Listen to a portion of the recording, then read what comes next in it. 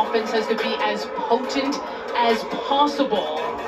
And that is what you see in this lineup, especially with the Andrews sisters right at the top. And we could potentially see history today. Billie Andrews, 54 career home runs. That is tied for first in program history, one more, and the record belongs to her. Andrews has become synonymous with Nebraska softball throughout her career, and she will go down no matter what as one of the best to ever do it for Big Red. The Illinois defense looking like this. Serena Starks, last year's Ivy League Player of the Year, stepping in center field. Malott and Ward, a really strong middle infield combination. And then the two freshmen on the corners, Addison Carroll and Eileen Donahue. In the circle is Tori McQueen, who has been really the go-to ace for the Illini, having a career season too. She is the lefty southpaw. She's got a lot of K experience, or excuse me, a big K presence. You know, she's sat behind Sydney Sickles throughout her career, and now this is the year where she has undoubtedly emerged as the definitive ace right now for the Illini. Our State of Success brought to you by State Farm, and it is Billie Andrews. Last week, she was the Big Ten Player of the Week. She had 4 home runs in 6 games. And if you're maybe thinking a far too early front runner for Big Ten freshman, or Big Ten Player of the Year, excuse me, she should be toward the top of your list.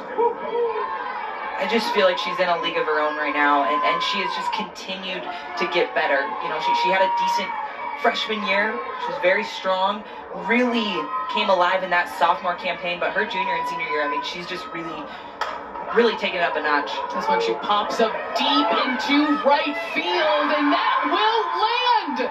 Husker history for Billie Andrews.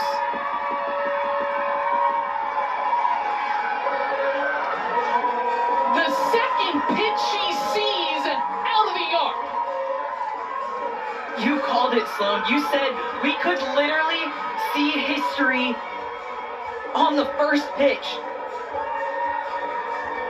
As she passes Taylor Edwards and now stands alone atop the Husker record books. I mean, look at this ball, just so elevated. And she says, all right, wind, I'll take a little piece of that. I'll use that to send this out. I mean, what just a truly special player, that it has just been such a pleasure to watch her career unfold. Taylor Edwards is going to have her number retired here with this program, played from 2011 to 2014. She goes in the stratosphere, of course, of Edwards. Ali Viola is great in this program history. And we even joked about it. I'm not going to say I predicted that it was going to happen that early on, but absolutely not surprising, Sammy, that she took it deep the first at-bat. Well, and how many games has she done that, right? We've seen her throughout her career literally just lead off games with a home run, with that type of a statement. And now, I think, you know, Coach Ravel talked to us about this. She wanted the record to get over with.